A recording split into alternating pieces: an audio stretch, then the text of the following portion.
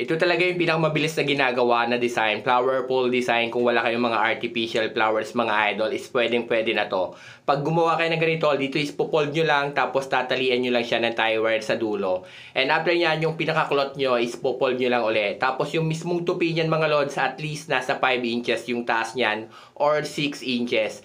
Yung table pala natin dito is kahoy. Naglagay lang ako ng thumbtacks. Tapos sa thumbtacks, itinali ko lang yung tie wire. Kaya ako na itatali yung pinaka-cloth natin. And after natin matali mga lods, dito is gagawa naman tayo ng yellow. Ganun lang din, ipopold nyo lang ng maliliit yung cloth nyo. Tapos itatali nyo siya sa tie wire. And after natin matali, tapos dito ay magpopold ulit tayo ng dalawang pleats kagaya ng ginawa natin. At least 5 inches or 6 inches din yung taas mga idol. At dahil sample video lang to mga lods, dito sa kabilang dulo is gumawa na rin ako ng flower pole doon. Mas marami yon, 4 na pole, tapos mayroong pinaka scallop design sa baba. Dito naman isahatake naman natin siya ng pabilog. Magkasalubong lang yan mga idol, pagdudugtungin lang natin yung bawat dulo.